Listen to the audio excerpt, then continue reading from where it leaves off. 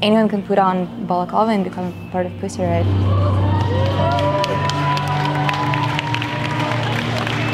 Entertainment industry can fuck off, and this is the way Pussy Riot works.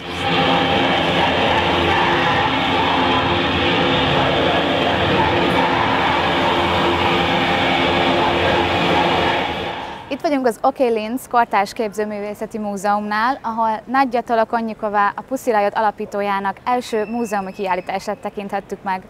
Ezután leültünk beszélgetni Nadjával, aki elmondta, mit gondol Orbán Viktorról, a szexmunkáról és a lázadás művészetéről. És még egy igazi, autentikus Pussy Riot performance-ot is megnéztünk. So how does it feel to kind of be punk and have an exhibition in like an art institution? When the institution is fully on your side and there is no resistance, there is no censorship, it's awesome. I mean, like, isn't it the goal for any radical movement to cement themselves at the core of the main culture, for the new generation to come in and bring new meanings, new ideas, and destroy what you've done.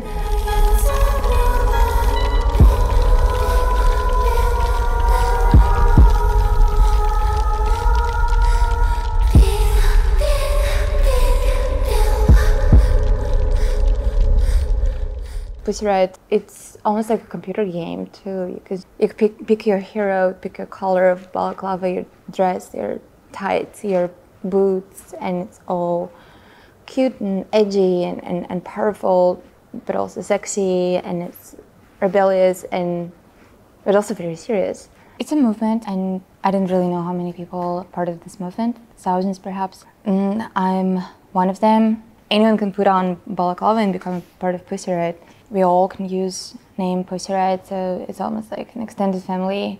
So you can say whatever, Sveta Pussy Riot, Nadja Pussy Riot. And it's confusing for the world because it could be, several performances happening at the same night and all called Pussy Riot. It doesn't really work in normal entertainment industry, but it works for us though. Entertainment industry can fuck off, and this is the way Pussy Riot works.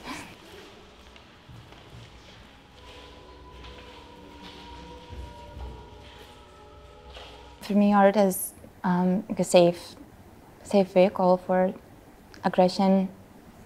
I'm not an aggressive person at all, but I think my art really helps to do that. So, for example, the video with these organs where I'm in the bathtub filled with blood, I really used it as self-therapy at the moment when I was very low. I was living in Russia at the time, but I started to, so I was like at several apartments that I was living at the time because I didn't have like a permanent space. They started to be raided by the police and they were looking for me. And I called my human rights lawyer and he told me, it seems like they opened another criminal case. And I was just like a year out of jail and I was so terrified of going back. So I jumped in a car with my friend and he drove me to Belarus, and from Belarus I escaped to Kiev. Pretty much into nowhere. I had some friends there, but it's not my home. My family is not there, and I felt so desperate. I really wanted to just cut my veins. It's just like this, thought of self-harm. And most of my aggression is not really physical aggression. Is not against people. It's mostly I channel it against myself. And so it just was such a terrible thought. I couldn't get rid of it. And then I was just like, oh well, that means I have to embrace it and maybe turn it into an art piece. Once I've done the video, it just left me this thought of self-harm. So, ladies and gentlemen, I very welcome you at the OK Linz for the opening performance of Nadja Tolokonnyikova of Pussy Riot. So we are really very happy that Nadja trusted us to do this show, this amazing show. It's the very first, we thought it's the very first institutional show in Europe, but in fact, what she said is the first in the world. Being one of the most wanted person in Russia. How does it make you feel? Not for good. Not for good. I'm tired of it. I'm just tired of it. I mean, it was fun for some time. It's just very annoying, and it's not very comfortable. I have to say, you cannot really travel to. I mean, my world is, even though I'm not in Russia right now, I cannot travel to most of the countries in the world because they could extradite me back to Russia. So unless they have a very strong stance against Putin, I cannot go there. And I still have Russian passport. It's the only one I have. Like if I'm to lose it, or like anything happens with my passport, I cannot renew it. So if I lose my passport here in Linz, I'm just stuck.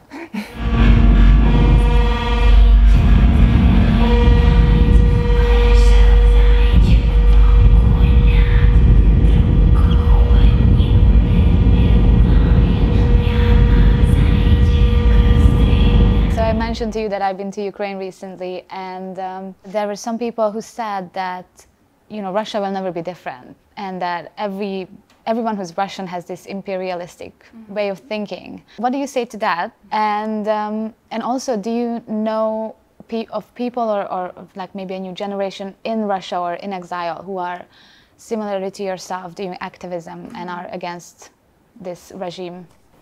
I know a lot of people like that. They give me strength and hope and happiness. I mean, as you said, Ukrainians are going through so much right now. It's so traumatic, and they didn't do anything to deserve what's happening now. It's just it's a completely understandable why they say these things. But of course, as a person who spent most of my life in Russia, I see another side of it, and I know there is the whole, I mean, movement of different generations of Russian people who want to see our country democratic and prosperous and just end with this horrible imperialism that brings pain to people inside Russia and people outside. I see a lot of brave people who risk everything they have, risk their freedom, sometimes their lives for these ideals. I think it's important to keep talking about these Russian dissident voices.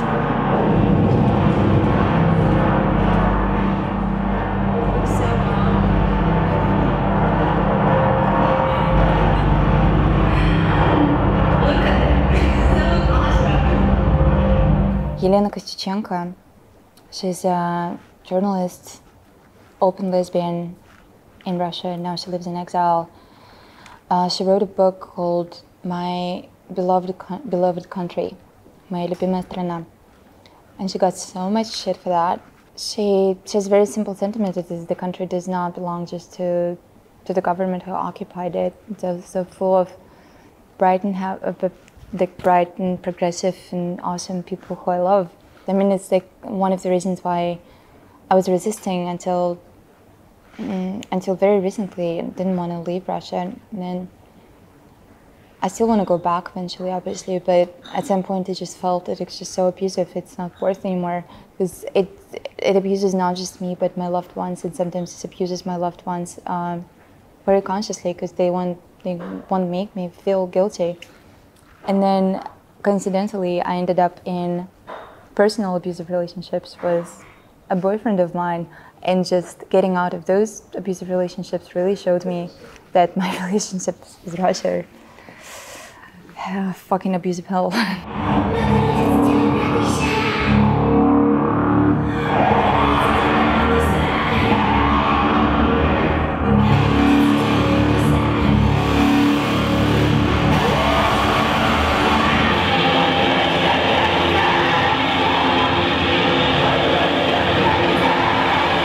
You have heard about Orbán, who is the Prime Minister of Hungary, who is the most Russia-friendly politician in the EU right now.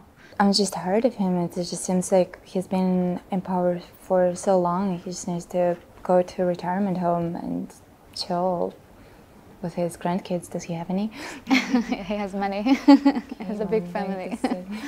It's time to just think about eternal and your family. Like, he really turned Hungary, and his forces turned Hungary in one of the centers of conservative right-wing, very aggressive movement. It seems like Orbán just is one of the poster childs for the whole world for this very conservative movement. I'm mostly mesmerized by the fact, by seeing women becoming part of that movement, like, you know, Marine Le Pen. There's some women in American politics. There are women in Russian politics who support Putin, support the war very much. I'm always curious what's happening in their heads. How did they embrace this misogyny of the regime? And I don't really see any exceptions from this rule. I don't really know any authoritarian regime that would not be misogynist at the same time.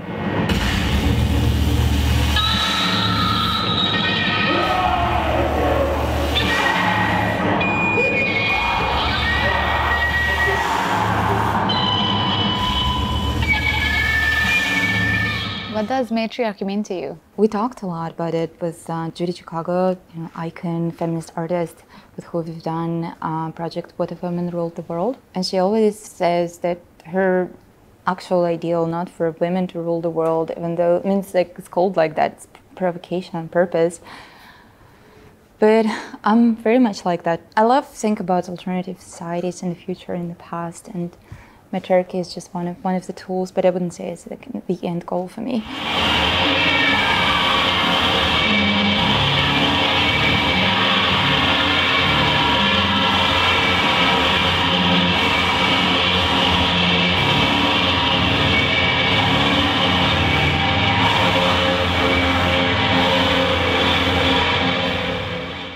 You were like prisoned and you went through so much hardship. And then now you can do OnlyFans. How did you find your way to that? It started with me doing a series of interviews during the pandemic. And I interviewed, among everyone else, Stoya, who's a famous porn star. And before talking to her, I had like this pretty like old-fashioned feminist point of view on sex work. I was thinking that those women are, like, I was almost like denying them agency. I was thinking they do it only because they were forced to do it, which is the case in a lot of situations. But I think that's why sex work should be legal, to regulate it and to protect women.